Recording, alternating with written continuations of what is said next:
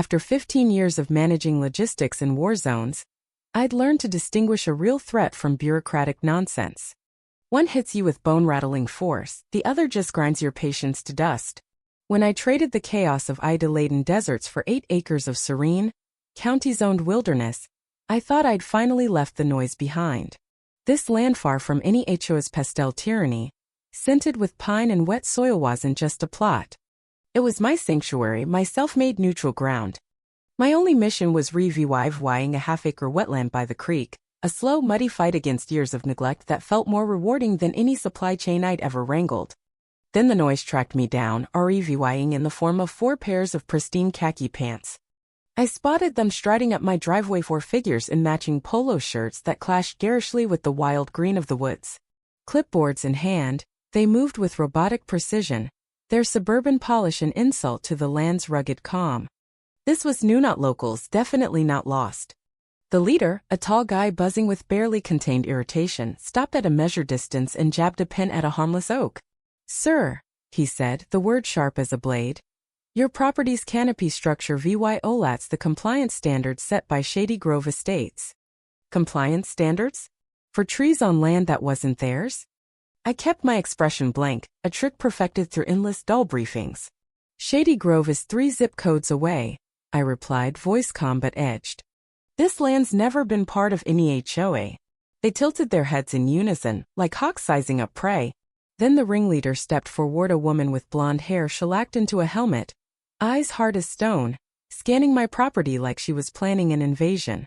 "Annexation protocols override outdated zoning," she snapped, her voice grating like crumpled foil. "Your parcel's now in our community buffer zone." Her gaze landed on my wetland and her lip curled. "And that unregulated swamp," she hissed, "is the first thing requiring immediate correction for visceral harmony." Swamp. She just insulted my refuge with imaginary authority. My amusement frayed, replaced by the old tactical instincts kicking into gear. "Trespassing," I said, voice cold and clipped. "That's the only rule you need to worry about. You've got 60 seconds to retreat." After that, the terms shift. The woods went still, the air heavy with unspoken stakes. The seconds ticked by. The woman, let's call her Linda, glared, defiant. Her sidekick, a twitchy guy I'll name Tom, shifted nervously, but no one budged. 60 seconds passed. "Fair warning." With a resigned breath, I pressed the key fob. The response was instant and glorious. 2 quadcopter drones buzzed to life from the barn roof, rising like furious hornets. At the same time, a truck air horn rigged to a CO2 tank by the gate unleashed a bone-shaking blast. Linda yelped, spinning wildly. Tom tripped into a ditch. The other 2 flinched, one fumbling his phone like it could save him. They didn't wait for round 2, scrambling back to the road, Linda surprisingly nimble in her panic, one dropping his clipboard. "Intel's intel, I'd grab it later." That night, fueled by coffee and fury, I dug into county records, GIS maps, and deeds. My land was unmistakably mine, not a whiff of Shady Grove's claim. Their annexation map was a joke, lines wobbling like a kid's doodle, overlapping established parcels with no legal backing. I called the county planning office the next day. "Shady Grove's annexation records for parcel 734 Delta?" I asked. The clerk paused, keys clacking. "Doesn't ring a bell for that parcel, sir. It's zoned rural AG. If they file something, it might have gotten mixed up. Things get loose sometimes." I pushed. "The map includes properties without owner consent. Looks fraudulent." A sigh. "Fraud's a big word, sir.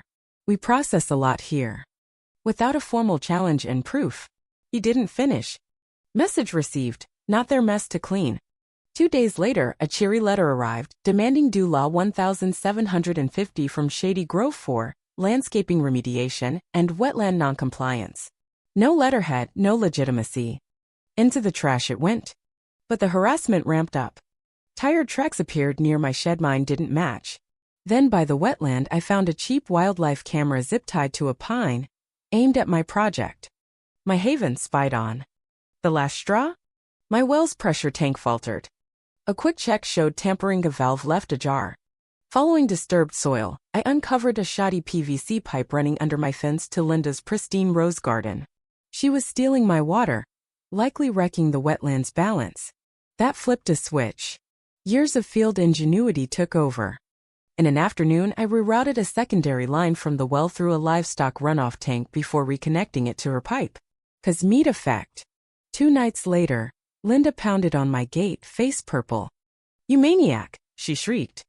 "My Roses Me prize-winning blooms theory coated in filth. What did you spray? This is terrorism." I strolled over calm. "Evening, Linda. Trespassing again? As for your roses, check your water source. Tapping my well without permission can cause surprises. Things flow back sometimes." She sputtered, "It's an HOA easement." I shrugged. "No easement exists. Check the records. If your illegal pipe sucked up runoff when my pump cycled, well, plumbing's tricky. Leave or next time it's worse." She stormed off, speechless for once. Later, an anonymous email warned, "She's raging about the water, telling the board you attacked her. The annexation docs are flimsier than you think, she bullied them into it. Be careful." A neighbor, Mark, maybe? An ally inside. Things got spicier. 2 nights later, through a thermal scope, I caught Tom and another figure staking my wetlands edge, measuring, marking, too close to my line. This wasn't just annoyance, it was a boundary grab. Passive defense wouldn't cut it anymore. If Linda wanted a fight, she'd get one of me way. Rural zoning laws were vague but golden. Allowances for tactical training grounds for private use. Meant for hunting or paintball, but broad enough. Next morning, I filed a notice at the county clerk's office to operate a training zone, attaching Shady Grove's laughable map as proof of their absurdity. The clerk stamped it with a tired shrug. Phase 1, deterrence. I swapped flimsy fences for steel posts and wire mesh, added anti-vehicle spikes masked as decor, installed motion-activated floodlights, and rigged speakers at key points. Upgraded drones with thermal imaging and spotlights, got a playlist warnings, combat sounds, German marches, and random screams. My sanctuary now looked like a dystopian set. The mailman started texting before approaching. Progress. Linda tested it first, filming my fence, shrieking, "This isn't cobble." I boomed through a speaker, "You're filming a restricted training area. Cease trespassing or face light and sound deterrence." A drone spotlight locked on her. She flung a stick, then tripped into poison ivy I'd left by the fence. Noted, fertilize that patch. Days later, a legal letter from James Holt SQ, representing Shady Grove, accused me of militant posturing and demanded I dismantle everything. I countered with zoning codes, trespassing proof, and a drone still of Linda mid-shriek. Certified mail receipt requested. They paused, but sabotage crept in. Pre-marks on my drone unit, scored well pump wires. Cold rage set in. I called my friend Mike, a Marine running a security firm. "Need a training spot?" I offered my land. He agreed. Signs went up. Warning, active tactical training zone. Entry at own risk. Speakers played drill commands and eerie clicks. Strobes flickered at night. Rumors flew. Then, Mark tipped me off, Linda's emergency HOA meeting to fight my militia base. Perfect. I flew a drone into their meeting, hovering over the table. "Good evening, Shady Grove," I announced. "My permitted active VY ties comply with Ordinance 7.4b. Your annexation's under fraud review EW. Harassment means legal escalation. Linda, how's the plumbing?" She lunged with a chair. The drone zipped out. The leaked footage went viral. Linda's chair swing a meme. At 2:17 a.m., my cameras caught Linda with bolt cutters at my fence. The system alerted the sheriff. Deputies nabbed her mid-cut. "My dog ran off," she lied. "We've got you on VY-DAO," they said, issuing citations.